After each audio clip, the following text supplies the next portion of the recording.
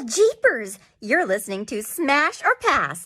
Hi everyone, welcome to another video on the JayBee Hello. and Milly channel. We are as always joined by Smash. Hello. And Rhianna.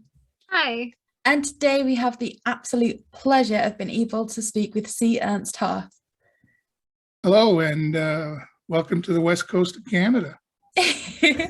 Thank you so much. Now, for those of you watching this, C.Ernst Harth has this incredible catalogue of work that they have done. Most notably, I guess, for us, they were in Scooby Doo 2 Monsters Unleashed and came back for The Mystery Begins. So this is an absolute honor, and we love doing both of those movies.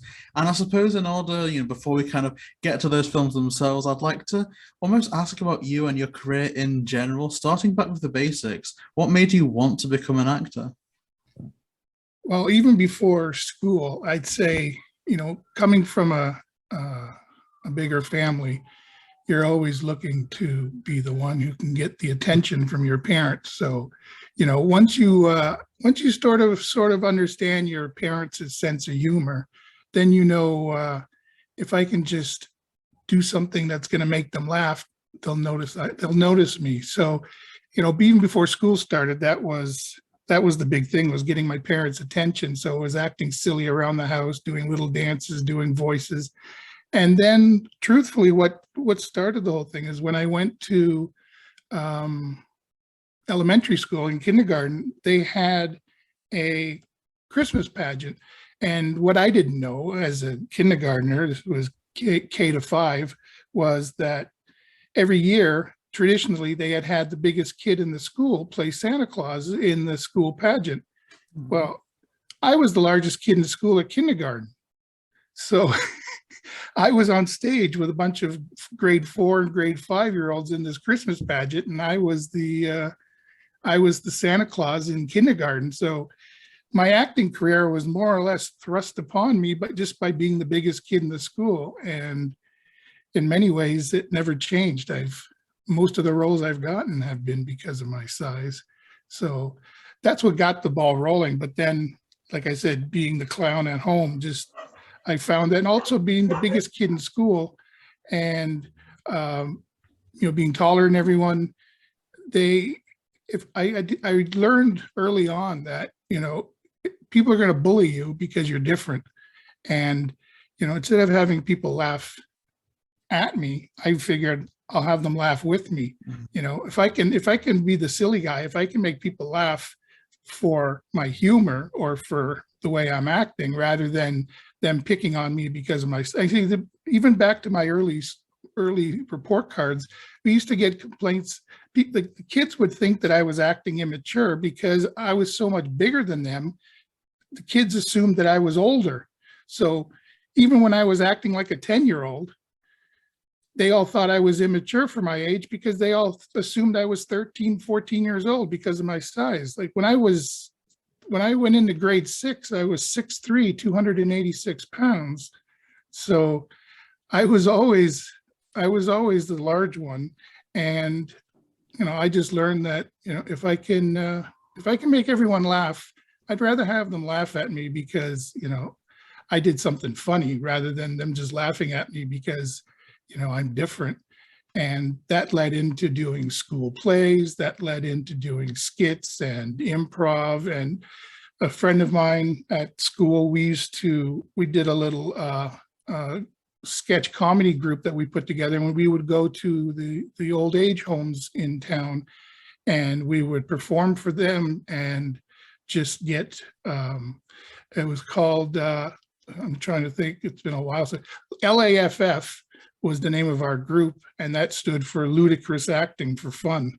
So we would basically just go to the old age homes and, do silly skits and plays and everything to basically just, cheer up the people who were just sitting there all day. And it gave us something. Plus, I found out early on that, this was a good way to get out of class. If you're involved with an assembly, well, you got to go practice. You got to go to rehearsal. If on Halloween, they would always have dress up contests, like costume contests. And I learned that if I get involved in that, I can get out of class. So I remember for one year, I didn't have a Halloween costume. I came to school and I didn't have a Halloween costume, but I took a piece of paper, and on the piece of paper, I wrote undercover cop, put the piece of paper on my shirt. Now I could get out of class and go to the contest. And there's a picture of me in my yearbook, and everyone's in costume. There's the stage, all the people on the stage standing there in costume. And then there's just me in my regular school clothes with a piece of paper on my chest. So I've always been a bit of a clown, and it just progressed all through high school doing plays. I only really did one real play in high school, and that was The Miracle Worker. I played Dr. Anagnos, who was the doctor at the School for the Blind. But by that point, I knew that this is what I wanted to do. But, living in a small town, you never think that this is a career. That all that stuff happens somewhere else, far away. That all happens in movie land. I'm just a kid having fun in school. So it never occurs to me that I'm going to do this for a living. It's just I like playing the fool, and that's basically what my life was all through school, was just, having fun and not taking things too seriously. And it wasn't until I moved from the East Coast, I lived in Ontario, and I moved to Vancouver when I was 19 because a friend of mine and us, we got bored one day, and he says, "What do you want to do today?" And I said, "I don't know." He says, "Well, let's go to Vancouver." I had no idea where Vancouver was. I knew nothing about Vancouver, but I agreed because I didn't have anything else to do. So we jumped on a bus, and 4.5 days later, we were in Vancouver. And I ended up getting a job at a nightclub, because when you're my size, you could basically walk into any nightclub and say, "Hi, I need a job. You need a bouncer?" And got a job working at a nightclub. And one night, these two women approached me, and they said, "Are you in the film industry?" And I said, "No." I said, "Well, you have an interesting face. You have an interesting look. I think we could do something with you." And they gave me their card, and I looked at the card, put it in my pocket. They walked away, and I thought to myself, bunch of chicks just trying to pick me up, whatever, and didn't think anything of it. Got home, threw the card on my desk, and a couple of weeks later, I picked up the desk when I was cleaning my desk, picked up the card, and I thought, well, that can't hurt. I'll call them up. Turned out they were both talent agents. I called them up, and within a week, I was shooting my first commercial. And so literally, I'd been forced into this I was forced into acting in kindergarten, and then I was more or less put into this by, fate, by luck. Those old stories from the golden years of Hollywood, where they always say somebody was discovered. They were sitting at the counter in a drugstore, and some producer saw them and put them in their movie. Well, that's basically how it came to be for me. I just happened to be working in a nightclub, and someone said, "You have an interesting look." And next thing you know, that was in 1990, and I just never stopped. It just got busier and busier. So thankfully they saw me.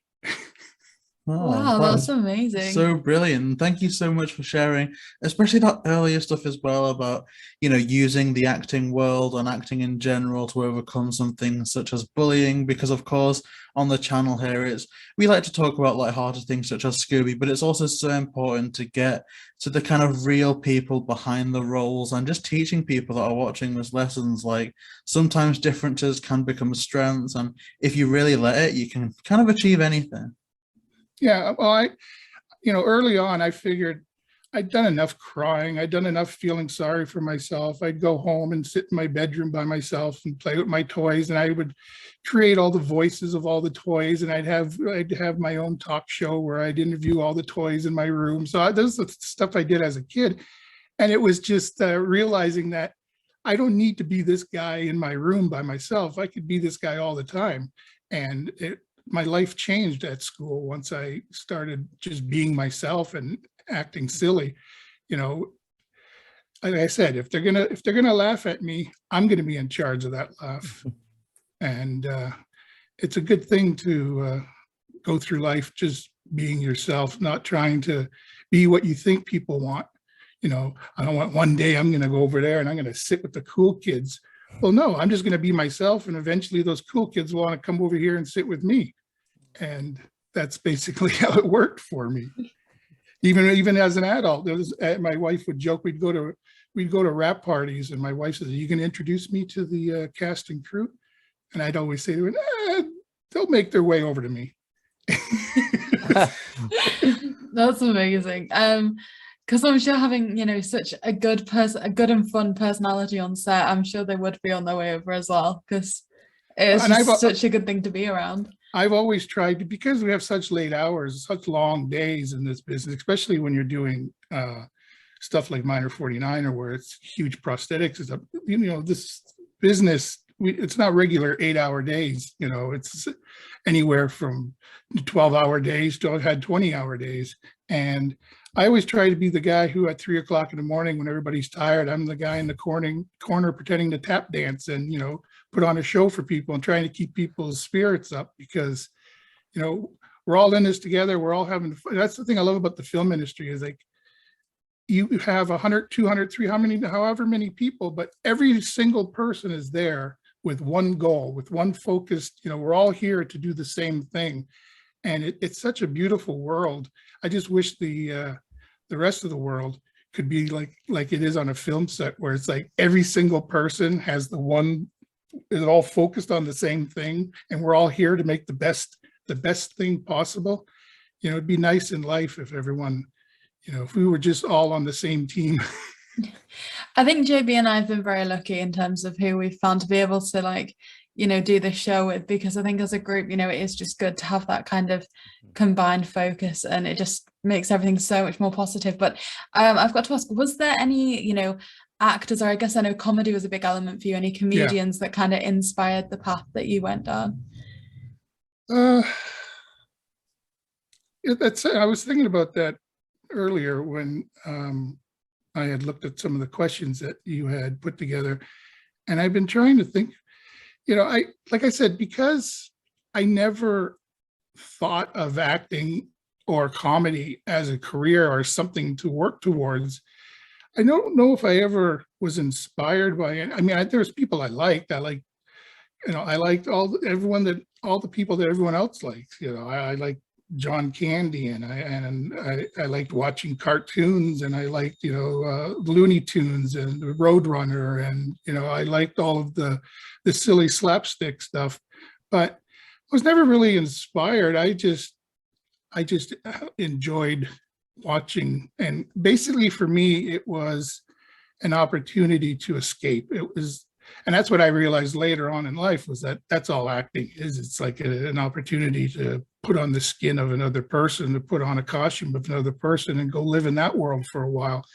And for me, it wasn't that I was taking inspiration out of the comedy or the cartoons or whatever. I was taking it as an escape. It's like, you know, when you live in a dysfunctional home life, you know, if you have someone in your family who drinks, or there's violence or whatever, it's like, put on a TV show, put on a comedy, I can have my blinders on, and I can just laugh and have a good time for 2 hours and not be distracted with the realities of life. So I'd say that's the thing that inspired me, was just knowing that I could possibly be involved in this thing called, you know, show business, where, you know, even if it's just a play at school, even if it's just skits, even if it's just sketch comedy, I can create that world that somebody can just get lost in. And for however long I'm on stage, or however long I'm doing something, you know, I can give them what I got out of it, which was an escape from, you know, even when you're in an assembly, for example, there's no cool kids, there's no nerds, there's no nothing. There's the entire school watching the stage. And so, you know, everyone can be in their own little world at a time like that. And that's the biggest thing I got out of, is just the escape, being able to, you know, put all the craziness aside, put all the trouble aside, and just be in a happy place. That's basically what I would call it, my happy place, which was comedy and cartoons. Absolutely. I think all of us have had, you know, at least some moment of okay, I can't do this anymore. I'm just gonna turn this on and act like nothing else matters for now. Yeah. Sometimes I like will be going through something and I'm like, sometimes I feel like I can't watch stuff because I'm like, I'm going through a movie. I can't live another one. Exactly. But I feel like you have kind of already gone over this question, but I'll ask it anyways.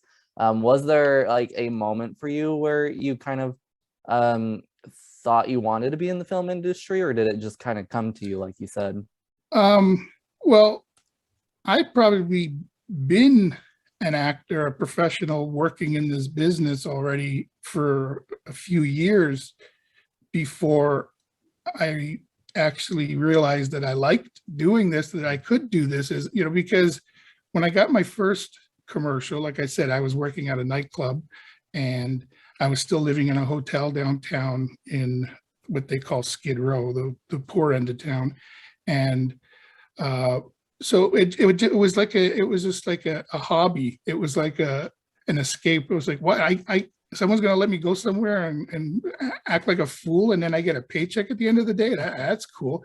And that became like an escape from my reality. It was just like getting to go somewhere and act the fool for a few hours. And then, but it wasn't until, I would say, wow, that was 1990. I'd say maybe 94, 95, maybe even 96, when I was doing a movie called Excess Baggage with Alicia Silverstone and Christopher Walken and Benicio del Toro.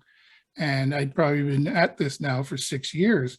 And like I said, I considered it a hobby, but all of a sudden on this show, even though I had a small part, I was there for 6 days and I became like one of the gang, one of the actors on set. So, you know, getting to hang around with Christopher Walken and Alicia Silverstone and realizing, wow, this is something that I could actually do for a living, not just because I was still working on the side. I was still having I had a full-time job. I was working as an office manager and getting time off from work to do some little acting parts here and there. But it wasn't until 96 when I thought, boy, I really like this. I think I could do this. And it's funny because within the month, I got offered a lead role in a film that a friend of mine, well, he wasn't a friend then, he is now, he's my producing partner. But then he had seen me, a friend of his had done a little fan film for the Alien movies.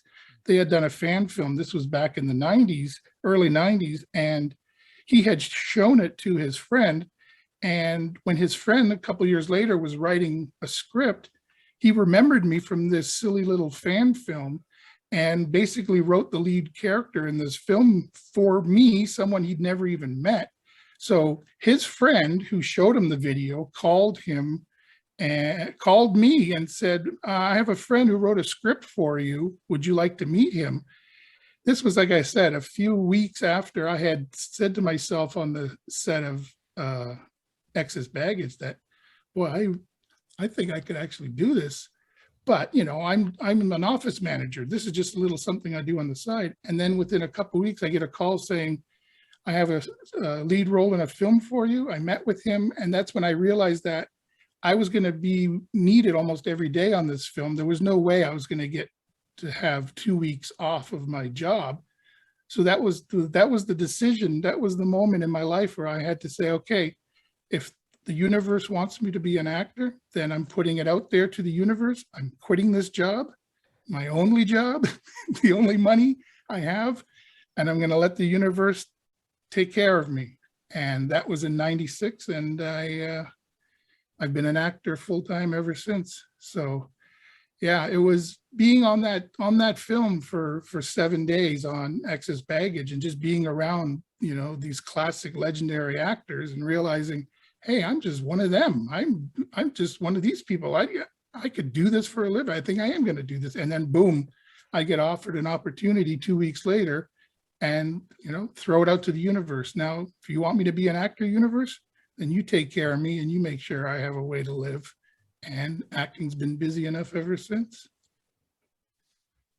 That's incredible. And I'm so glad that the universe took care of you because, you know, we love so many of the things that you've been in, and just all of your stories so far from how you started out to now, it's like it all built up to something incredible, and all of the hardships that you went through, it was all worth it in the end, because you've managed to bring something even more special to the table. And I guess my question is, once you did make like the final decision that acting is definitely what you want to do, that you just want to focus on that and everything, did you have a particular genre in mind that you really wanted to act in? 'Cause I know you touched on like comedy a lot, so was that your like main focus? Even without it being a focus, it's just something that was. It's just like I sort of must have just oozed funny. I must have just had comedy coming out of my pores, because that's basically what I fell into, was just all of the comedy. I did 20 or 30 commercials. They were all funny. I was able to do faces, and I was able to do all the silly acting. And basically what nobody realized was I was just pretending to be all the cartoons I had watched growing up. It's like, all the stuff like Scooby Doo, running on the spot before he takes off, and all the faces you see all the characters make and everything. It's just like, I'll just do that. And I guess I'm so animated in real life that it came out of me, and that just begun the comedic stuff. It wasn't until much later that, I started getting like a lot of horror films and a lot of more adult oriented stuff. And that's when I started playing a lot of monsters and everything. But even then, you're still falling back on the same thing. It's all about faces. It's all about, larger than life. But now, as I've gotten older, I've tried to get away from comedy, and have tried to do more serious stuff that's not, so dependent on my size, so dependent on anything other than just, like, I like roles now when I get a breakdown from my agent. There's nothing mentioned about size. There's nothing mentioned about height or weight or nothing. It's just, I'm just the guy who runs the store, or I'm just the friendly neighbor. And it's always nice to know that you got the role because of your acting, of your abilities, not because, you fit the costume. Because early on in my career, my wife came up with a term that I always thought was funny. She said that I was an adjective actor, and I never knew what she meant by that. And she clarified. She said, that means you're never going to get to play a police officer. You're never going to get to play a lawyer or a doctor unless there's an adjective in front of it. So if they want a tall cop, or they want a fat doctor, or they want a silly lawyer, it's like, unless there's a descriptor, unless there's an adjective in front of the word, you're not going to get to play the character. It's like, there's so many other people that they're going to get to come in and play a lawyer or play a doctor. But, throw an adjective in front of it, and all of a sudden I seem to be the guy they want to see. And I want to get away from that. I just want to be an actor. An adjective actor has done me well, but at the same time, when you're playing a character, like for example, like Minor 49er, everyone on set, all the actors, all the crew, they forget that you're an actor. They forget that you're even a human being. They just see Minor 49er. So everybody is working with Minor 49er, and the whole time you're inside going, hello, there's a human here. I remember, for example, not to jump ahead, but I remember, for example, Freddie Prinze Jr. We're in the Monster Hive, or between takes, and he walks over, he leans down, and he just starts patting my belly, playing with the hair on my belly. And I'm standing there the entire time thinking, hello, I'm a human being. I'm in here. I wouldn't just walk up to you and start patting on your belly. But they forget that you become the character to them so much so that they forget that there's another actor there, and that you're just a prop, So that's the thing. It's like, it's nice to have those jobs, but it's also nice to be accepted as a fellow actor, not just the character.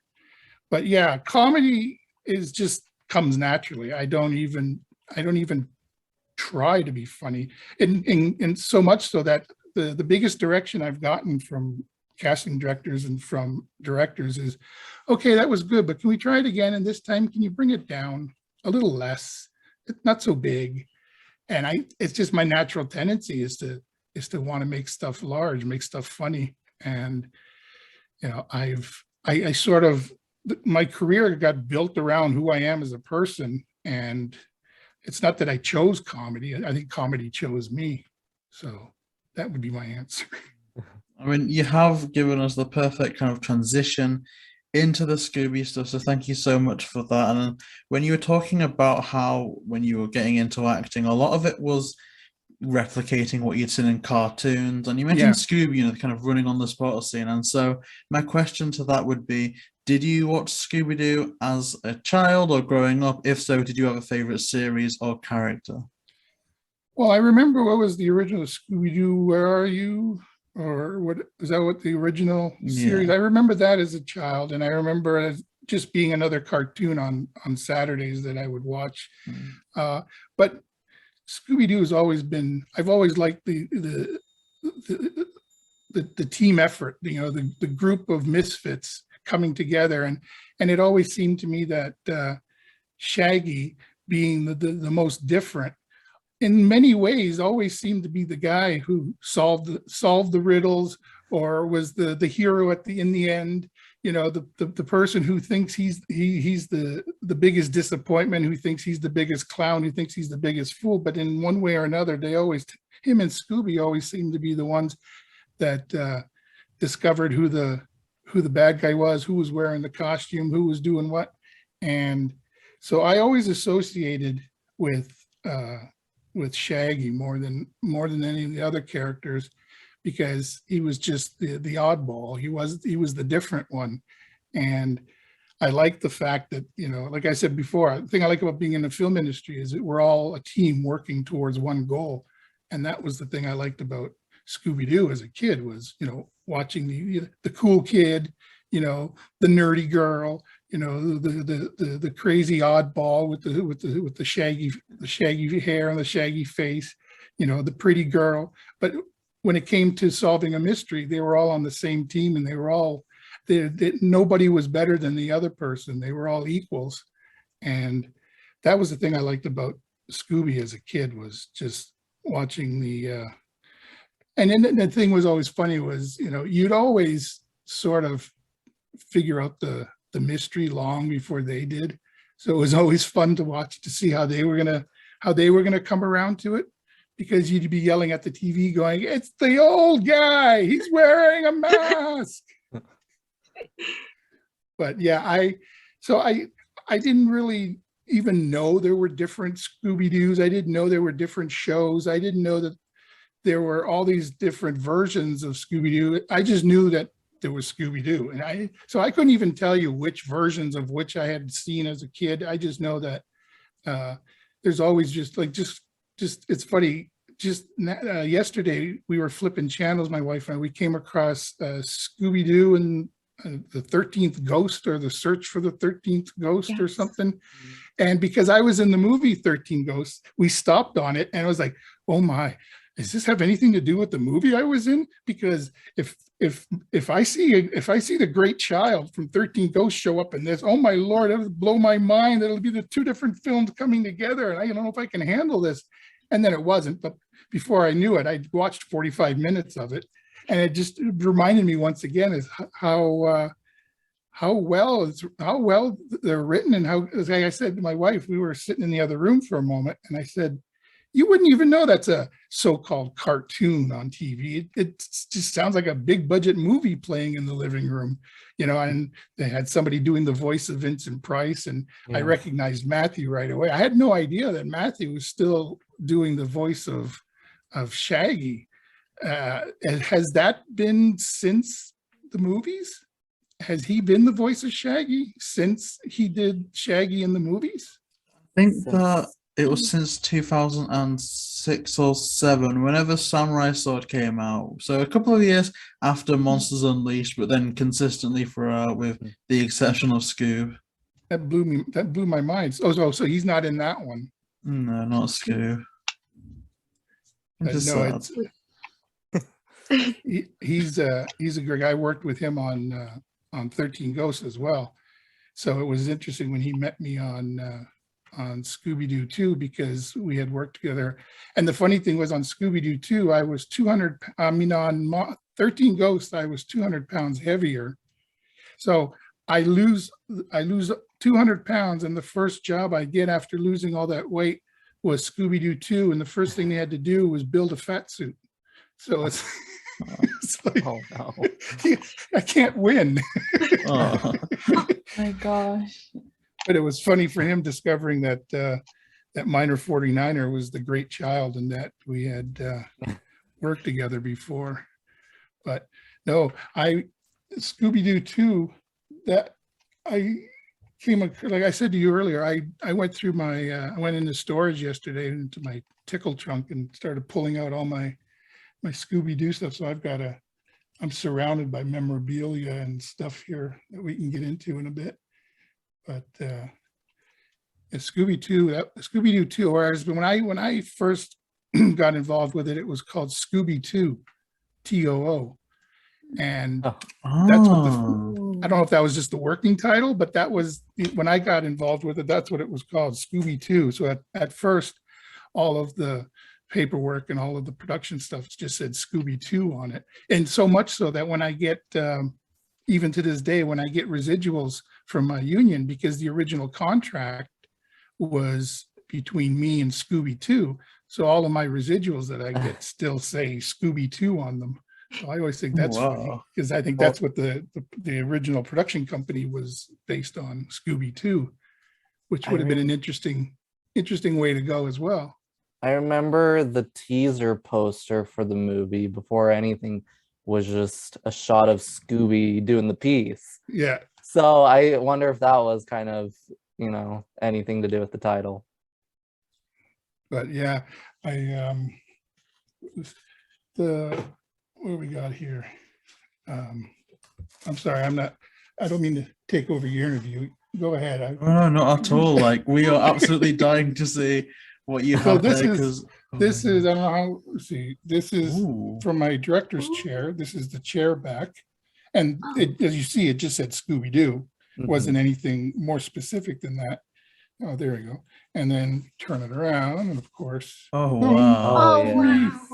Oh, that's amazing. My chair back.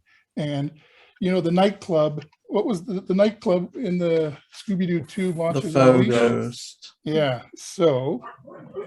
Oh, that's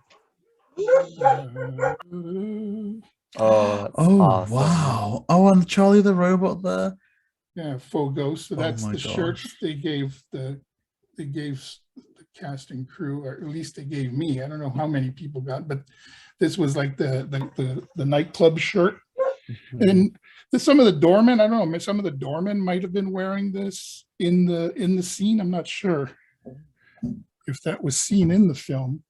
I'm not And sure. We're gonna have to go I back found and something watch. that you might find interesting. I found my stack of call sheets, and Oh, when we first started, this here, where is it? You can sort of see all the monsters at first, all the monster costumes that you see in the museum. At first, they were all going to be played by actors, and they were all going to be in the movie. So this call sheet Oh, is wow. from April 23rd, 2003. This is day 10 of 70. And you see John DeSantis was going to play Chickenstein. Ty Olsson was going to play Redbeard's ghost. Christopher R. Sumpton, the Creeper, who zombie, but they called him the Creeper. I think the Creeper looked more like Frankenstein originally in the cartoon, didn't he? And then there was the zombie. So they called him the Creeper, but he was clearly the zombie, the bald-headed guy. Paul Becker was going to play Ghost Clown. Damore Dan was going to be the Witch Doctor. David Paul Grove was going to play Pumpkinhead. John Rosiski was going to play Mortician. So all these actors were cast, all these makeups were created, all the costumes were created.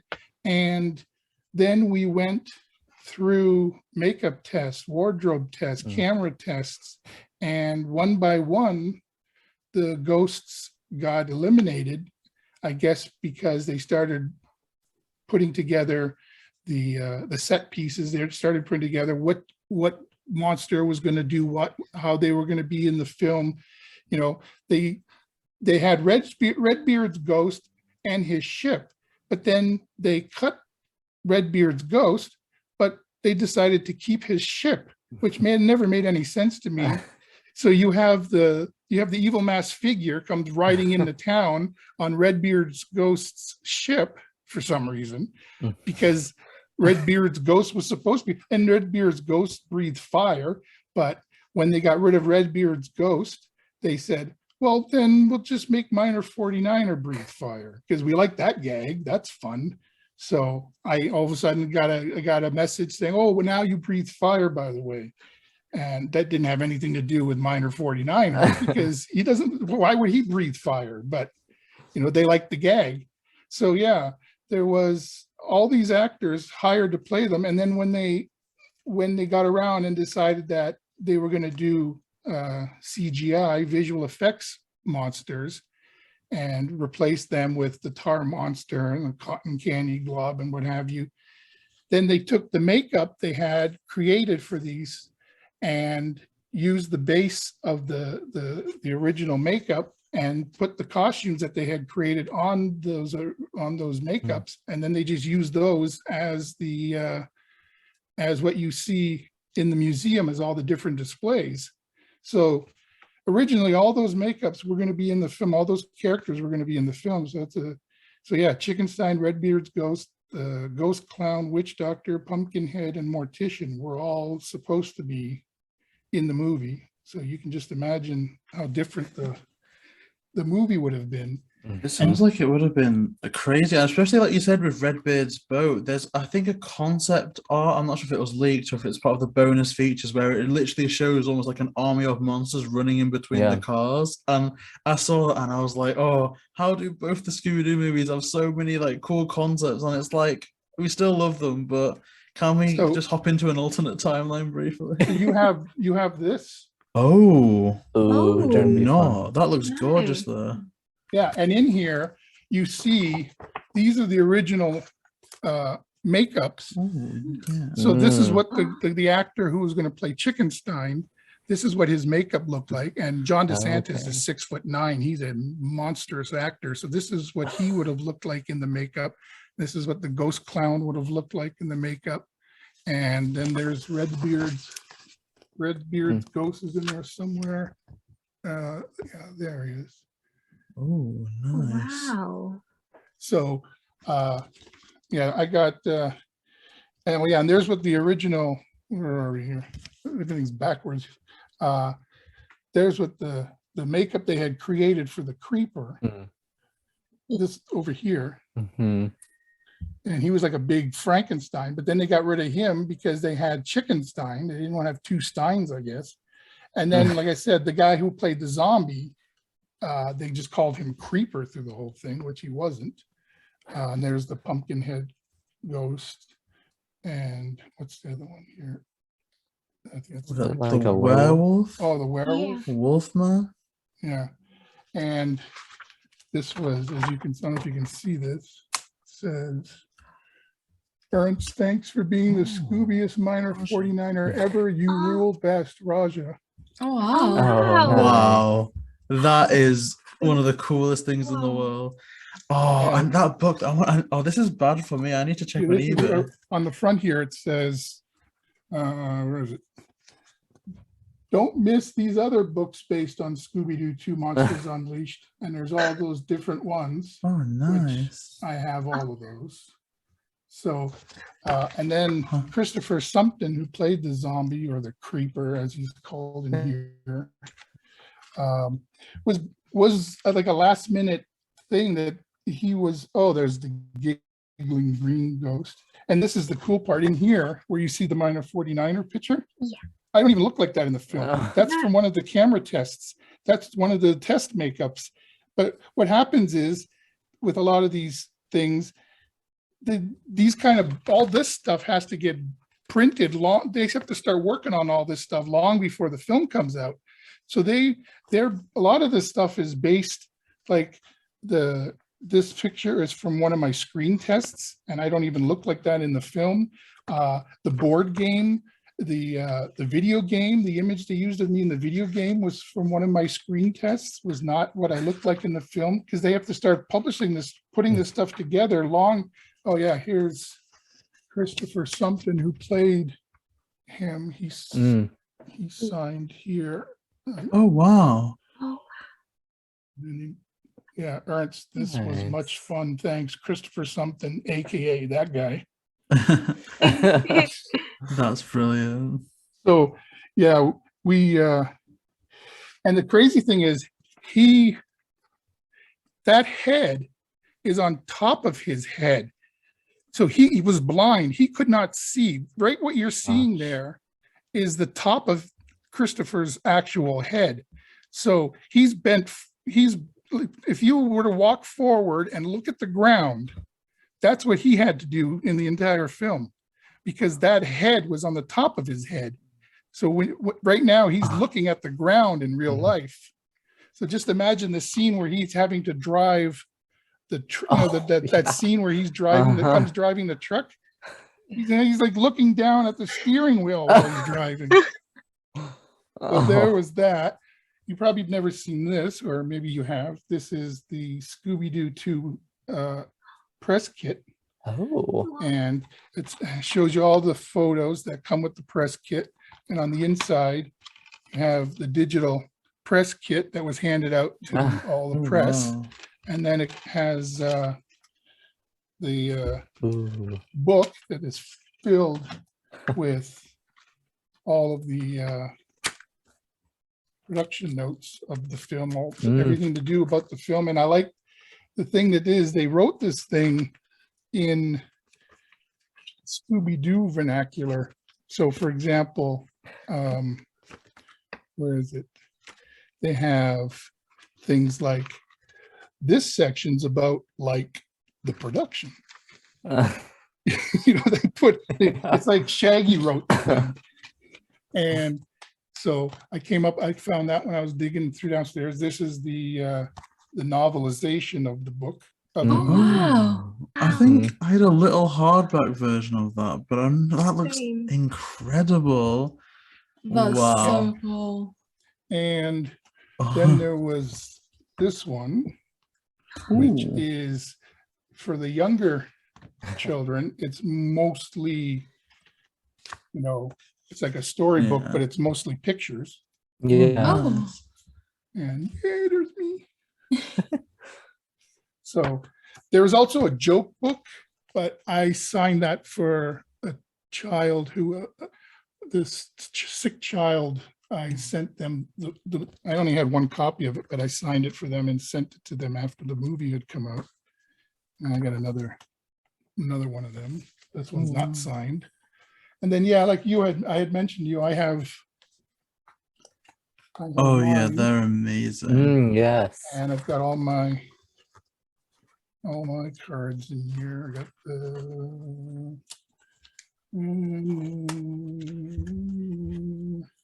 and got the whole kit and caboodle here.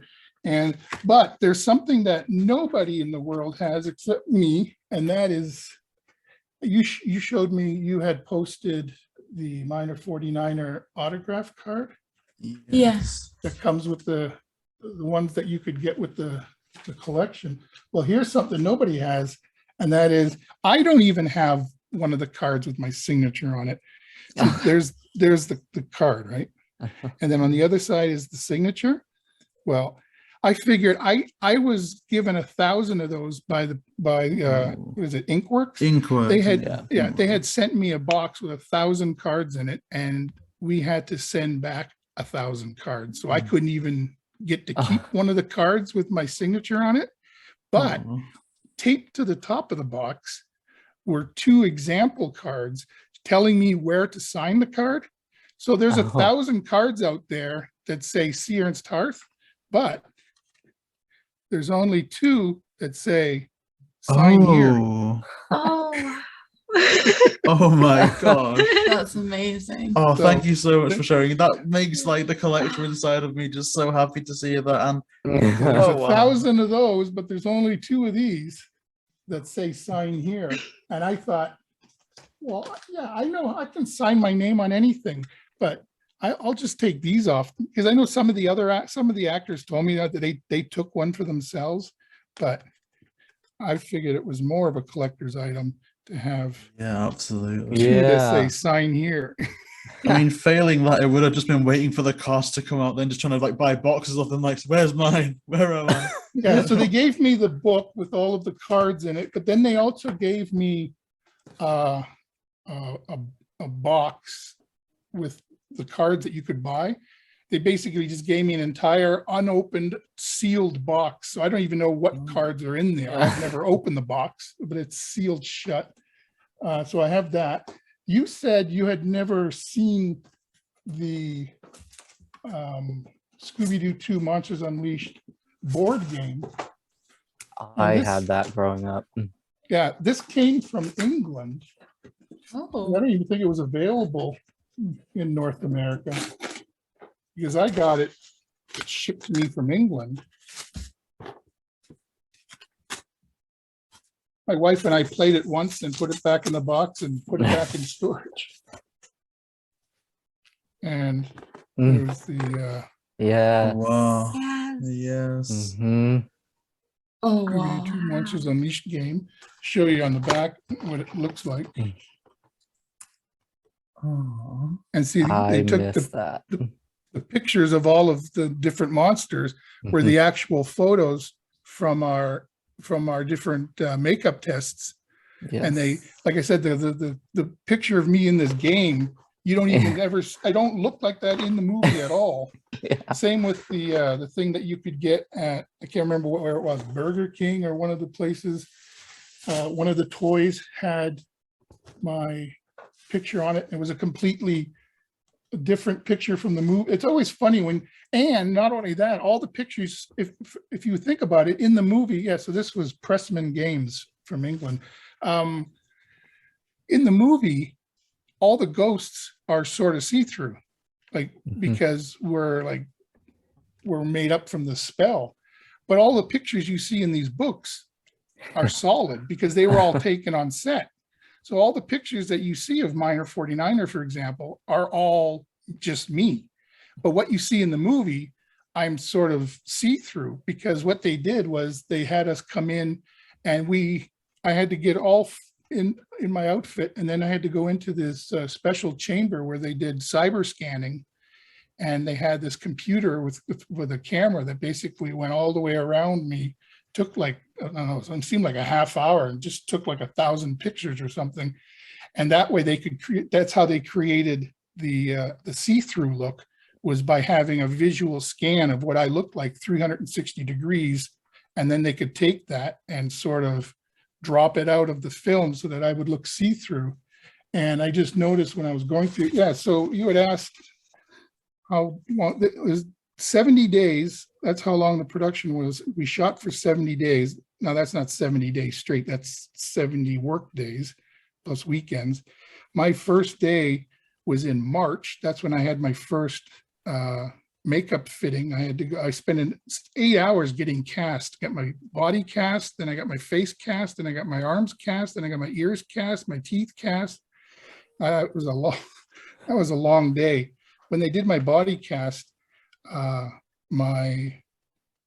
started to build up lactic acid in my legs. So when they took me out of the entire body cast, head to toe body cast, when they peeled the thing off of me, I basically just crumbled because I had been motionless for like 40 minutes inside this thing while it dried, because it was like plaster of Paris for my entire body.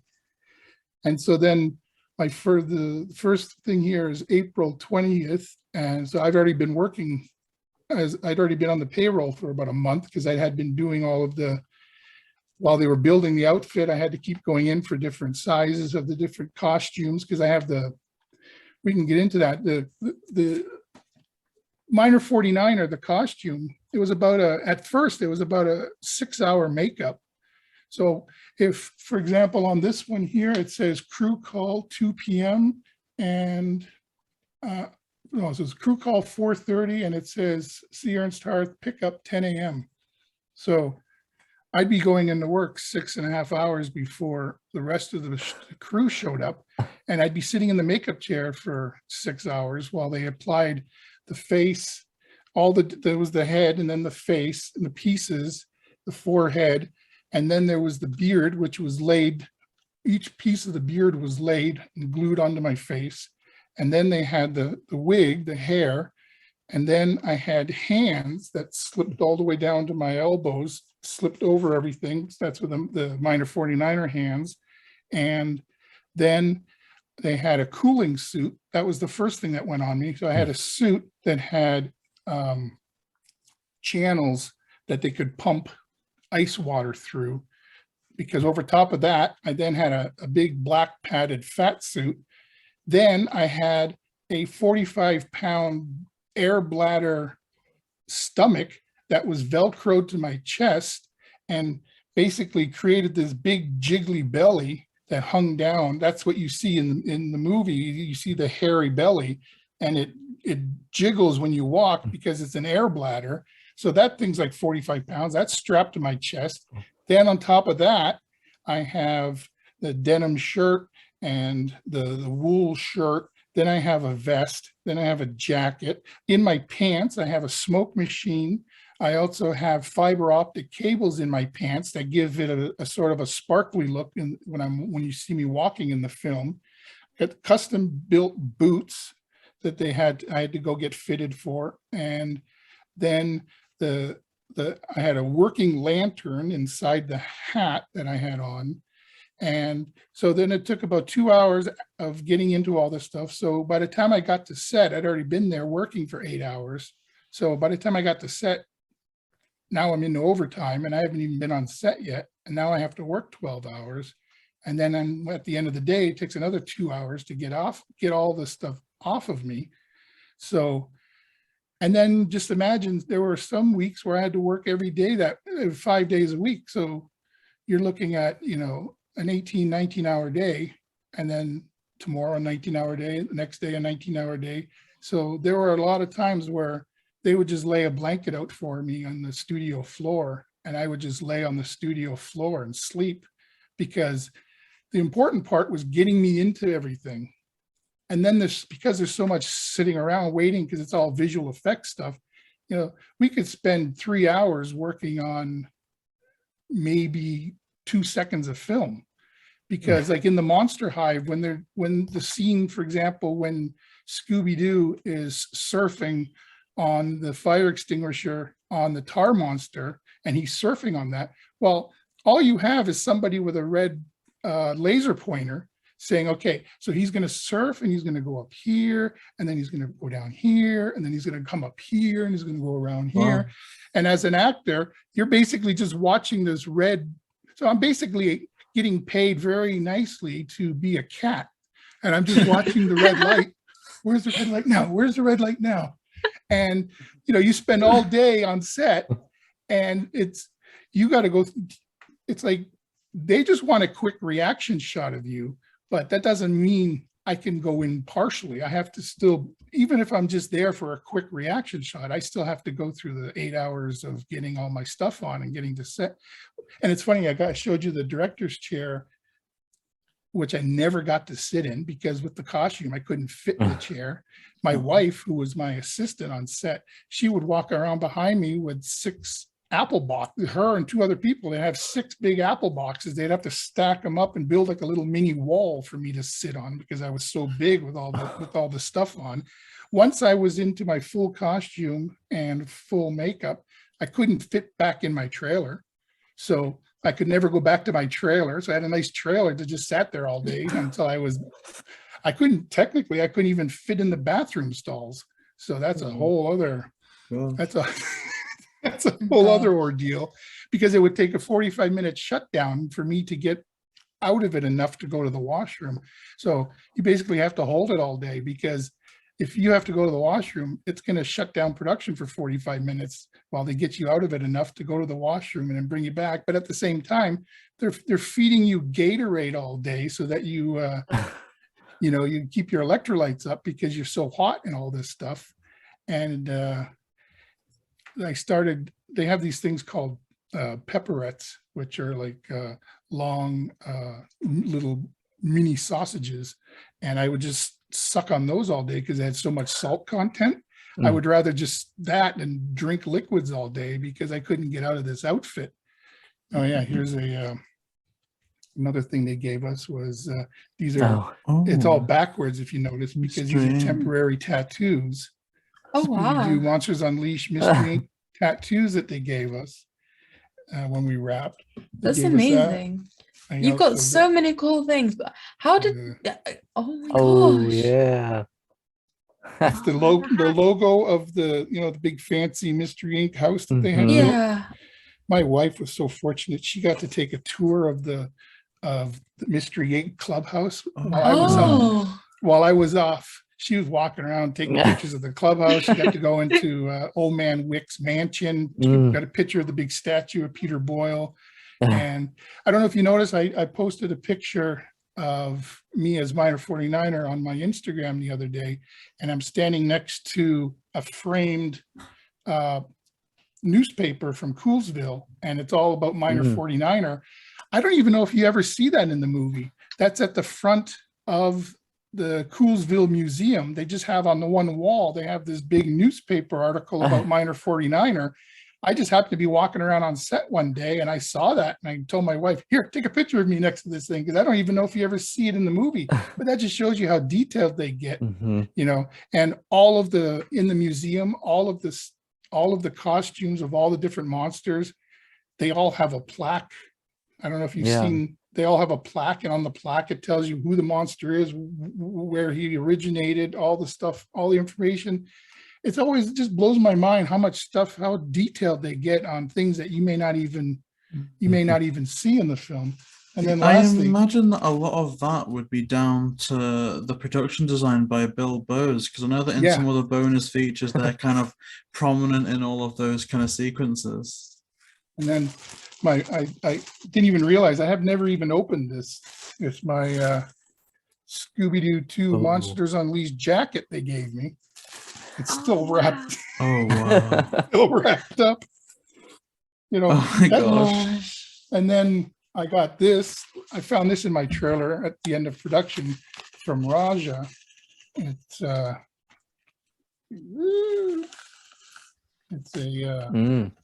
water bottle. Scooby Doo 2 Monsters Unleashed. And then over here, where is it? It says, with thanks, Raja. Oh, that's amazing. So he gave us a metal water bottle, gave all of us from him personally. That's awesome. Look all this stuff out for you.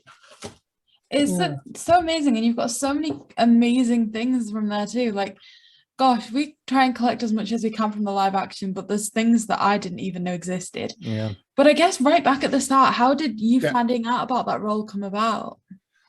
Just like all the other auditions I go on, my agent sent me a breakdown that they were looking for monsters for a Scooby Doo film, and that they wanted me to come in to play Minor 49er. I figured, I had watched the cartoon. I went and bought the DVD of the Mind Your Own Business, or Mind Your Business, the episode that Minor 49er is in, and I got a feel for how the character was. But then in the breakdown that they had, he was a much bigger character, because I'm basically playing the stereotype, because I'm the costume come to life.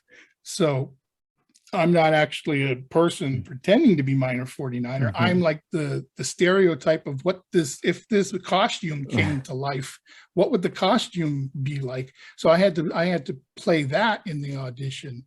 It was like, here's what the costume looks like. How would you portray that? And that's when I did the whole thing in there. I'll get you, you varmints, and I was, doing the whole thing and hiding behind the wall and looking around and doing all this stuff. And like I said, just doing all the big facial features and all the big faces and everything in the audition. And after getting the role, it was probably 3 or 4 camera tests, makeup tests. I have pictures of there's one time that they made I'm all blue, and they didn't know. Then they made me one where I was all gray. Then I had one where I had a big bushy beard. Then I had one where I had a thin wispy beard. And like I said, while they were recording it, even though it wasn't for sound, they just wanted to film it on camera so they could get a sense of the makeup and everything. But I would still act it up, even if it was just for the crew that was there. I was making them laugh. But I think they could see how much fun I was having with Minor 49er, that with each test, as they kept eliminating monsters, more and more gags get pushed onto me. And I think they were having so much fun with me. And they were just like, well, let's just keep giving these things to Ernst, because I think Ernst is, and it felt at one point, it was like, I think I'm the only monster left. Everybody else is like, because you have the Black Knight's ghost, but he's basically just, it's just he's hidden inside the armor. And then you have the evil mask figure, but he's hidden in behind the mask. And, you know, and the only one you actually got to see with the facial features and everything, and I actually got to play with the character, was me. Everybody else was either wearing a mask or was CGI. So it was a huge casting procedure as far as once they picked the people they wanted to play the monsters, then it was like, now you got to continue to bring this character to life, because once I started seeing it, they were weeding us out and going through the different monsters and deciding which ones they wanted to keep. It was like, well, I have to, it was like a game of Survivor. I didn't want to get voted off the island. So I had to keep doing the performance for them and making it bigger than life. And it worked, because I ended up, like I said, getting more and more gags. Like I said, breathing fire that I was never supposed to do. So still haven't really figured out why I breathe. I still don't know why Minor 49er breathes fire, but I like. And the funny thing is none of that is practical. None of that is on the set. Whenever I breathe fire, all you would have is me on set going, and my problem was I kept making the noise to the point where my uvula, the little punching bag in the back of your throat, got so inflamed from the friction of me making a noise that it ended up laying on my tongue. And I ended up having to take a day off, and they gave me all these special medicines and everything. And it basically was just this big, ugly purple thing just laying on my tongue and my mouth. It was so inflamed. I don't even want to tell you what Matthew Lillard said it looked like, because. Oh my gosh. I mean, I am so sorry. I do try my best to maintain professionalism, but I'm just like, they're constantly telling me, you don't have to make the noise. That's all going to be added after the fact. But the actor in you're still trying to act the scene, and I'm supposed to be, breathing fire on Matthew Lillard, and it seems weird to just stand there and go.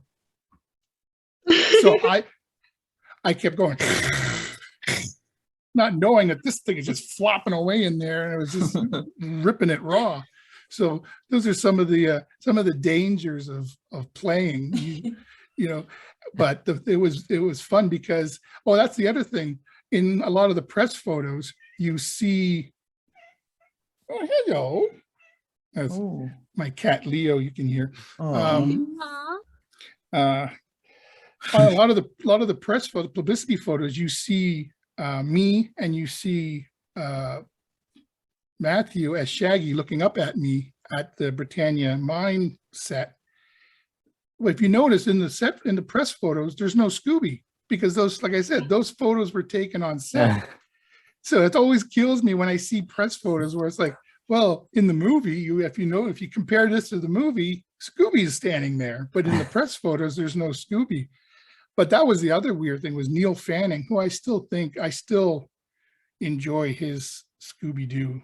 I think, to me, I enjoy his Scooby Doo more than a lot of the other, especially I think Frank Welker did him in The Mystery Begins, and I missed Neil Fanning's voice. But how cool of a story for him. He gets hired just to do the on-set voice in Australia, never to be the voice in the film. He was just hired as an Australian guy to do the voice on set, and they fell in love with him so much that he ended up becoming the guy. I just thought that's an amazing story. Just some happy story for some Australian guy. Next thing you know, he's Scooby Doo. But the weird thing was, he would be on set to provide the voice of Scooby Doo. So he'd be sitting off in the corner with a microphone, and you were supposed to play the scene and react to Scooby Doo. The problem was, your brain kept wanting to react to the speaker over here, where you're hearing his voice come from. So you're constantly wanting to, you're having to fight the urge to look over at the speaker where I hear Scooby Doo, and I have to look over here into the blank nothing where he actually is. But that was the cool part about having him there. It's like you still got to hear Scooby Doo on set all day. And then I have a picture where I'm standing with the stand-in.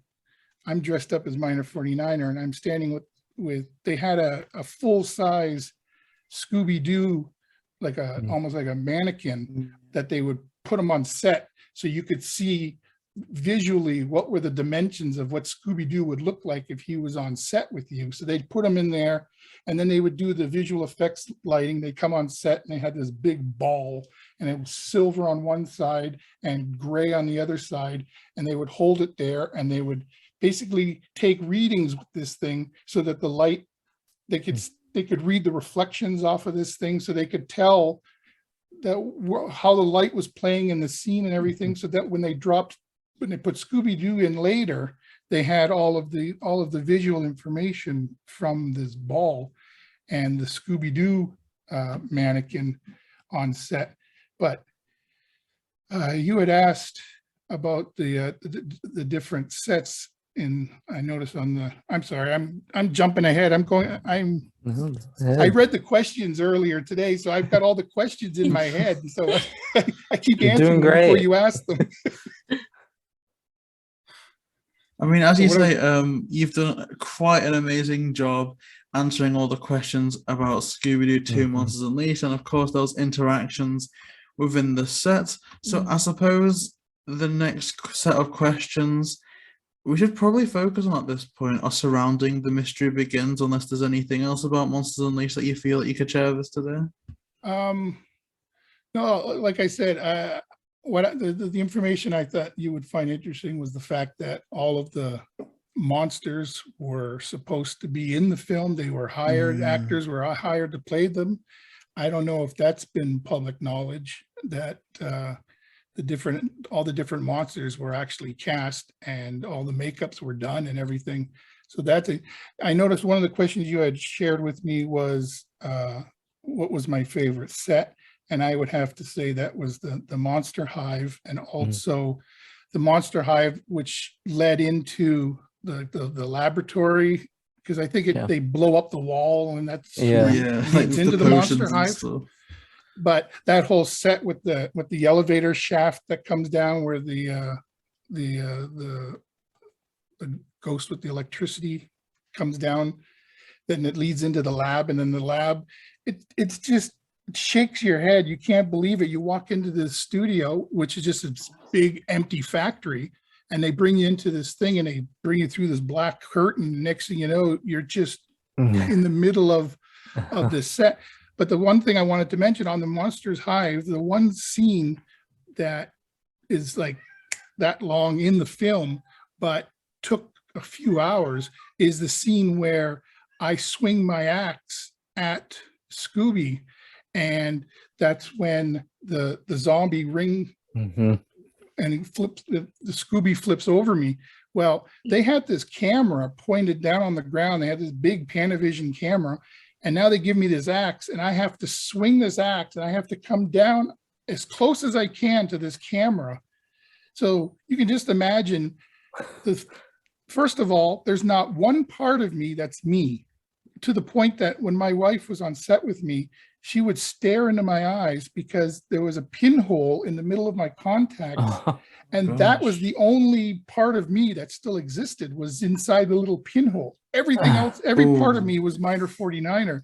So my wife, every time I'd go to set, she'd stare into the holes in my eyes. She goes, okay, there you are. Okay, go have fun. And so just imagine all this. And now they give you an axe and they go, here, swing it at this $200,000 camera and don't hit it. Oh, no. You know, and I swung down so hard that I stuck the axe into the floor of the hive. Was made out of like plywood and old pieces of wood that I stuck the thing, I broke the front of the axe off because I stuck the axe into the floor of the studio. They had to then remove it and fix the axe and everything. So those are the things you don't think of when you're on set. Is you know, it's such a quick shot in the movie, but that took a few hours to have me swinging the axe. And as far as Mystery Begins, I had done a movie called Are We There Yet? With Ice Cube, and it was directed by Brian Levant, who directed tons of movies, all the Flintstone movies and the Jingle All the Way movies. And I worked on that with him. So when he came back to town to shoot the Scooby Doo Mystery Begins, he wanted to work with me again. He brought me in, and I had auditioned for the bus driver, the school bus driver at the beginning of the film. And we were at the callback for the second time, and I was reading for him, and he said to me, I got a question for you. Can you dance? And I said, can I dance? And I just started dancing in the audition room. I said, I can dance. What's this? He goes, okay, good to know. Leave it with me. And next thing I know, they tell me that I'm going to be playing the janitor, who also thinks he's America's greatest dancer. Yeah. And I'm going to get to dance in the film. Next thing, and here's bringing these two projects together. Paul Becker, who was cast to play the clown ghost. Is that what he's called? The ghost clown. The ghost clown. Paul Becker was hired to play the ghost clown in Scooby Doo 2.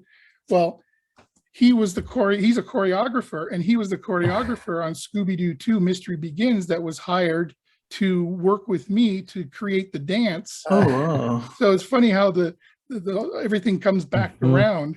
And so we shot that at Templeton Secondary School, and while they were shooting on one part of the high school, the other part of the high school in the front foyer of the school, they had me and him practicing this move, this dance for hours on end, just the two of us listening and dancing. And the stuff where I do my big dance number and everything, we shot that in the basement of this high school in an actual engineering room. So I'm actually in the basement of this high school, and all the stuff you see there, none of that is a set. That's the real it's like the loud engineering boiler room of this high school where we actually shot that scene. That's so amazing. I mean, I've often heard that, you know, things get shot at real, like, you know, like high schools. I know that High School Musical itself was something where they had to build up on the school and made an entire new set on the roof that the school got to benefit from. But I never had anything like that. I wish I had. Imagine if they were filming like Scooby Doo in your school, JayBee. I would be. Oh, I think I'd be arrested because I'd try and like suction cut myself onto the ceiling to try and get like a glimpse of the cast. Like, hey. And they like really cleaned up the outside of the school because they had to repaint it because they had to change it to Coolsville High. So all the signs, they had all the Coolsville Highs, and they had the theme, the color, the theme for the movie. They had it all painted in the front, and I think they may have kept the paint job. They just took down the Coolsville High signs, but they always end up, I think it was summertime too. So it was when we shot it. So the school was actually closed for the summer. So we had free reign of the entire school. But yeah, the whole thing was shot in a real school, in real hallways, the real lockers and everything. So it was not as big of a production because it was a TV movie versus a feature film. So it was a much lower budget, but we still had just as much fun. And because I had worked with the director before on another film, that is all. And by the way, they did not know that I was in another Scooby Doo film. I think I'm one of the only people who's in 2 Scooby Doo films, getting to play a monster and then getting to play the so-called, we think he's the villain, but it's like the red herring that is in all of the Scooby Doos, because there's always the one person they think is the bad guy, and then it turns out to be somebody else. So it's nice to have been a monster in one and get to be an actual human being in the other one. But because I knew that Brian Levant is a massive toy collector, and he has tons of Scooby-Doo toys and tons of Flintstone toys and what have you. So when I got booked on this one day on set, I gave him a signed minor 49er card to let him know that I was in that film and I'm glad to be in this film. And here you go. I gave him, and it wasn't one of the 100. It was one of the cards that comes with the binder, and I just signed one of those because, like I said, they didn't give me any of those. But that was just going back to that for a moment. That was a weird experience, getting called to your agency, going into the office, and they give you these 2 boxes, 1,000 cards. 1,000 doesn't, you don't know how big a number 1,000 is until you have to sign something 1,000 times. And the boardroom in the office was just cards as far as you could see laid out, and my wife would just hand them, slide the next one over to me, slide the next one over to me. And then I had a piece of paper where every so often I would have to stop, take a breather, and basically remember what I'm signing, because my signature is CEH. It's basically my 3 initials is my autograph. So my wife's name is Leah, L-E-A. So every 10 or 15 cards, I'd have to stop because I'd look down and I'd notice, oh, I'm starting to sign Leah, L-E-A instead of C-E-H, because I was, and so it's funny when you go on eBay, you can see go on eBay, look at the C.Ernst Harth autograph cards. You can tell which cards are from the beginning of the 1,000, which ones are from the middle of the 1,000, because there's some where they're nice and neat and they're signed in the middle. And then there's some where the entire space is just big C-H. And then I was getting bored. So some of them are signed up in the top left corner, and some are in the bottom right corner, and some of them are over here. And then there's probably a half a dozen that actually say Leah, but because it's close enough to the CEH. So you can tell what I'm thinking, can't you? I want to get both variants now. This is so bad for JayBee, I want to get an LEA sign. Like I said at the start of this, we're moving house, so the binder with the signature is at the new house. That and I can't even check. My phone's on charge. He's so desperate to see the signature. Just like, it's funny whenever I've been on eBay and I just to see if the cards are still on eBay, I can always tell my wife, I go, oh look, there's one of the cards that I signed at the end of the day, because it's just like I don't care anymore. It's just my hand, but I didn't even know what I was signing by the end of the day. It was just like loopity loopity loopity. And it was just, it's funny when you see those cards. It's like, when I saw the thing that you posted the other day, and there's the one card for Pat O'Brien, I was like, who is he in the movie? It's like, I don't even remember. When at the beginning of the movie, he's the guy who's basically announcing. And I was like, boy, you're getting desperate for people to have autograph cards when you're just giving them to anybody, I guess.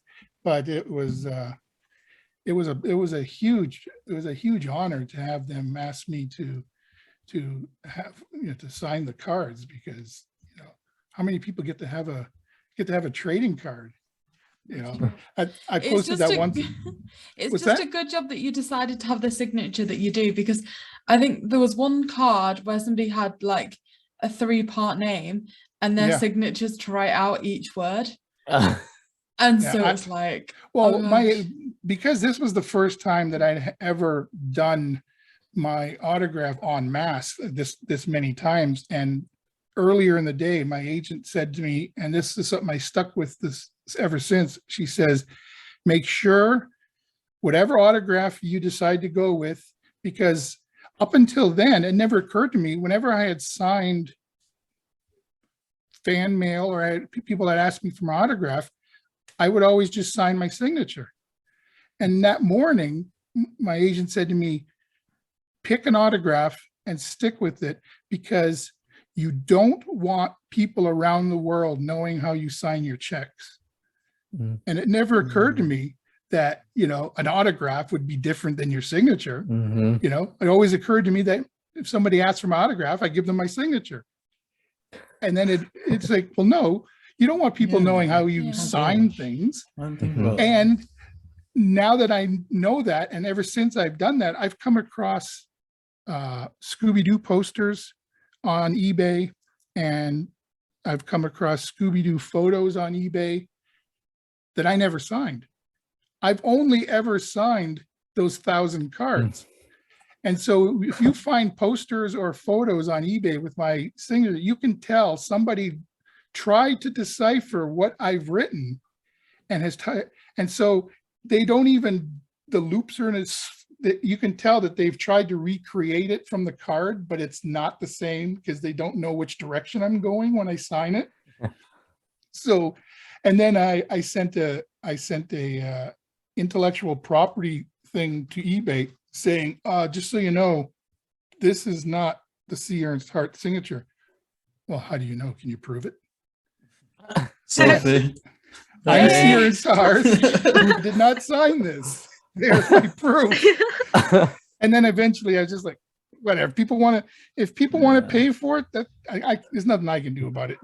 You realize, that's when you realize how many people, there's so many fraudsters out there that people will just get a poster and sign it and say, look, it's been signed by the actors. Mm-hmm. But no, they just find the actor's signature or autograph somewhere and copy it. So yeah, that was the best advice my agent ever gave me was, don't make your autograph your signature, because you don't want everyone in the world knowing how you sign your checks. Not that, do people still use checks? I don't. Well, sure. I think so. Yeah. I mean, the We chances get them are, from relatives, don't we? the chances are, when the second Scooby Doo announce a minor 49er Funko Pop, you'll probably wake up to about 1,000 emails from like conventions and fans and fan pages like, oh my gosh, are you gonna do this? Are you gonna do that? I've never- when that day happens, is That's when the you're gonna one get thing- bombarded with it all. Yeah, that's the one thing that I'd love to do is conventions. I haven't had anybody approach me. But I always think that between all the horror movies I've done, and I've done 2 Scooby Doo films, I got to work with the Muppets. I got to work with Kermit the Frog. So I've done a Muppet movie. I'm also the voice of Obelix in the last 2 Asterisk feature films. So I got to play Obelix in 2 films. And I'm in I did 3 Talking Dog movies. So I've got all of these things. I'm like, how am I not in conventions? There's got to be conventions for all of these kids movies I'm in, and then there's got to be conventions for all these horror movies I'm in. So I mean, to be fair, we met Matthew Lillard at the For the Love of Horror event over here in Manchester. Obviously, that's like, you know, the commute to the UK, but I'm sure there's some places like that in Canada. And it's surprising because for every Scream mask that someone wanted Matthew Lillard to sign, there was also a couple of Shaggy Funko Pops there, a couple of Scooby Doo prints. So it is kind of overwhelming how much people will go to these conventions, even when it isn't that specific fandom. Because I think we went to that convention before we even saw Scream, and we were just there like, oh my gosh, it's Shaggy. Hello. And it would be so good to see you at a convention. That would be something that would be amazing. We'd be at the front of the line. I get a lot of, I'd say that the 2 movies that I get the most fan mail from are Scooby Doo 2 Monsters Unleashed and 13 Ghosts, and they couldn't be more different. You know, one is total R-rated horror, and the other one is just a fun kids movie. I love the fact that Scooby Doo 2 Monsters Unleashed, the whole opening of the film basically is downtown Vancouver, and it's just beautiful. I remember being at I didn't go to the premiere in LA, but they had a screening for cast and crew here. So we had so much cast and crew in Vancouver that they rented out 2 theaters next to each other because they couldn't get everybody in the one theater. And the opening of that movie, when it opens on basically opens on downtown Vancouver, and you get to see Coolsville, which is basically downtown Vancouver, and then it comes up from the manhole and heads towards the Coolsville Museum, which is the art gallery in Vancouver. Yeah. And the whole crowd just went nuts because nobody knew that's how the movie was going to start, was basically just like a big thank you to Vancouver now that it's Coolsville. But yeah, nobody knew that I was in Scooby Doo 2. When I got Scooby Doo Mystery Begins, it was just called Scooby Doo 3. The Scooby Doo Mystery Begins came later, and so everyone was just referring to it as the third live action movie. I didn't even know that it wasn't going to be in theaters. It wasn't until later that I learned that it was a TV movie for, I think it was a Cartoon Network in Canada. I mean, in the United States. But that's forever will be my asterisk, will be my my trivia note that I got to be in 2 Scooby Doo movies, because I don't think anyone else got to be in the. I look at the third one as the prequel. I look at that as going back to high school to see how Mystery Inc. came together. And I don't know if you saw, there's a video on YouTube. Scott Nerdsync did it's this whole essay on how Scooby Doo 2 is really the first film and Scooby Doo is really the second film. And when you look at it that way and you watch it in that order, it almost plays better, because the first Scooby Doo 2 is way more like the cartoon with all the monsters and everything. And then it's like at the end of the film, they break up and then they come back together, and that's how Scooby Doo 1 starts. It's a very interesting, the way he's presented it. He's presented it basically, ever since I saw the way he explained it, I can't think of it any other way than Scooby Doo comes after Scooby Doo 2. Yeah. The way because Scrappy, that whole reveal with Scrappy and everything, that should have been in the second film. I don't think it should have been in the first film. I think, and the interview that you did find out, I still can't believe that it was supposed to be R-rated. That just blows my mind. That it was supposed to be an adult-oriented film. Yeah, I guess we didn't fully know how R-rated it was meant to be. I mean, I guess strictly speaking, the whole, the main R-rated thing was somewhat debunked in that it was pushed over to that R rating because of a misunderstood joke, and really it was meant to be, I guess the level down from rated R. But it's just so interesting when you look at it from that perspective. And I was almost like, Scooby-Doo 2 Monsters Unleashed is so far removed from the first one, down to the fact that it didn't need to mention it, it didn't need to do anything, but just the Luna Ghost costume in the Coolsville Museum alone would have been enough kind of connective tissue, connecting everything. And I guess it's just absolutely incredible. And it has been so amazing to speak with you today. And I think at this point, we should probably talk about the future, because we absolutely love what you've done and what you've discussed today. But I guess now let's look forward, and I believe Smash has the first question in that category. I mean, yeah, we'll kind of transition to it. So we'll keep in a Scooby-Doo theme for a minute, but would you do a third Scooby-Doo movie if given the chance? Oh, I'd love to. And I've been the monster and I've been the fake villain, so now I need to be the villain. True. Yeah. Yeah, you need to say the line. That Let's line. petition I can fill in every category. I would love to be in the third one, but it's too bad that it didn't happen earlier as it was planned, because it would have been nice to continue with the same cast. But it would also be interesting to have like a Scooby-Doo Mystery Inc. The retirement years. Now take the same actors from the first 2 films, because it would be interesting to see where are these people 25 years later. It would be an interesting concept. It would differ from the cartoons, because the cartoons all seem to keep them all around the same period all the time. Yeah. But I think as a concept, it would be interesting to take the same actors who played Mystery Inc. and now 25 years later, let's see where they're at with their careers. Let's see where they are. Are they still Mystery Inc? Are they did Fred marry Daphne? You know, did Velma find a girlfriend, or is it, you know, it's like all the things that everyone has thought. I'd like to see how that all plays out. It'd be a very interesting concept to see Scooby Doo Mysteries Inc. 25 years later with the same actors. And definitely, if they were going to do that, I'd love to be in that. But I'd love to be in another Scooby Doo period. Like I said, I've gotten to play Obelix. I've gotten to be in Air Bud movies. I've gotten to be in the Muppets, and I've gotten to do Scooby. It's like, what other childhood icons are there left for me to play? I don't know. But yeah, I would definitely love to be in anything to do with Scooby again, even if it was just a voice. Like I said, I've just done the last two Obelix, the last two Asterix movies. So I would love. I've started doing more voice work. So even if it was one of the animated films, I'd love to play another character in a Scooby Doo film for sure. But as it seems that. Is there any other play? The last thing they did was an animated film, right? Scoob. Yes, and then they've got Scoob Holiday Haunt coming soon. Yeah. And I'm not sure what's next after that.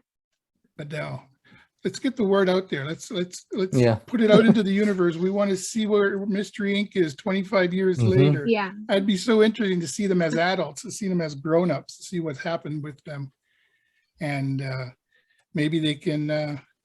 We can find out. You know what's funny is every time I make, this might be too inside, but every time I make tater tots for dinner, my wife always says to me, "Not too many. You don't want to look puffy." Now, if you know Scooby Doo 2 Monsters Unleashed enough, you'll understand. You'll understand that joke. He's like, he took my tater tots and he stole my feed, My Fair Lady. You were always too puffy anyways. Oh my gosh. Yes. Yeah, talking about childhood icons, I have a film coming out in the next few months that I did with Henry Thomas, who played Elliot in E.T. So got to work with another childhood icon, and I co-star with him in that. So I'm looking forward to that. It's called Crawl Space, and it's Paramount is releasing that. So that should be out. Nice. It's originally scheduled for the end of March, but I haven't heard anything. So it's probably going to be sometime in the spring. And then I have another film that I did with Peter Dinklage called American Dreamer, and that should be coming out. I haven't heard anything. It'll be this year sometime. I think that's the one that Gary Chalk might be in as well. Yeah, he is. Oh, Yeah, lovely. I saw his name on IMDb. Yeah, we shot that in Victoria, British Columbia, and Shirley MacLaine is in that, and Danny Glover, and a bunch of other actors. And basically, I only got to work one day with Peter Dinklage, but you could just imagine the visuals of me working with him. It was, and I think that was mainly part of the reason why they hired me, was just to be able to see him and I in a scene together. And the funniest part is, because he's the star of the film, the entire scene is framed around him. So I don't even think you'll see the top half of my body in the film, because, it's like, when you watch the old Peanuts, the old Charlie Brown, and you just see the parents' legs walking back and forth in the background. That's basically, I think, what the entire scene with me and Peter Dinklage will be like, because the camera is focused on his face and I think my knees. So I don't even think you'll see me in the film. You'll just hear me and see my body. But I jumped at that because of just the sight gag of it alone, being able to be on set with him. So those are the two things that I'm looking forward to coming out. And beyond that, I've got a film out in the festival circuit right now that I produced called Exuvia. We haven't gotten accepted into any festivals yet, but our fingers are crossed. We've got that out still to another. And I got another one, Joe Finds Grace, that I produced and star in, that did the festival circuit and we won a bunch of awards, and now we're working on distribution, trying to get that film out to a mass audience. But basically, you know, working as an actor, and when I'm not working as an actor, it's pursuing my own thing and trying to get our own projects out there. And I'm always looking to do something else. But yeah, do another Scooby film would be awesome. That is truly so much fun. phenomenal. We will definitely be sure to really, you know, keep up to date with all of that. And I believe Rhianna had the last question, which is kind of to indicate where exactly we can find that. So Rhianna. So where can anyone listening or anyone who's a fan of yours keep up to date with projects that you're doing or just your everyday life? I have an actor page, C.Ernst Harth, on Facebook. There's also, everything is C.Ernst Harth. So there's C.Ernst Harth on Twitter, C.Ernst Harth on Instagram, C.Ernst Harth, like I said, on Facebook. And then I have the C.Ernst Harth YouTube page that has all the commercials I've done, all the short films I've done, all the films. It's got all the trailers for all the films I've done. It's got everything is on there. So, and that's C.Ernst Harth, and then it's also named for my production company, which is CPPB Entertainment. And so, yeah, I got the YouTube page, Instagram. I'm too old to understand what TikTok is, so I have nothing to do with that, or Twitch or any of these other things. It's hard enough keeping track of what I already have out there. But I'm glad that we could hook up. I'm glad that we could finally make this work. Yeah, it's Yes, absolutely thank amazing. you. A huge thank you to you for being on here today. And all those social media links on the actor page will be listed in the description down below. So if anyone watching this just want to check that out, which we highly recommend, please follow the links in that below. Also in the description, you will find all the social links to Smash's YouTube channel and also all their Instagrams and their TikToks and all of that cool stuff. And of course, there's Rhianna's pages as well. So this has been another. Well, I'm stealing Milly's Milly's outro, so I guess you can do it. No, carry on as you were. Okay, this is my time to shine. I guess this has been another interview on the JayBee and Milly channel. Please make sure to subscribe again for hopefully, fingers crossed, weekly interviews and weekly shows. So that's going to be fantastic, and we will see everyone next time. Thank you. Thank you.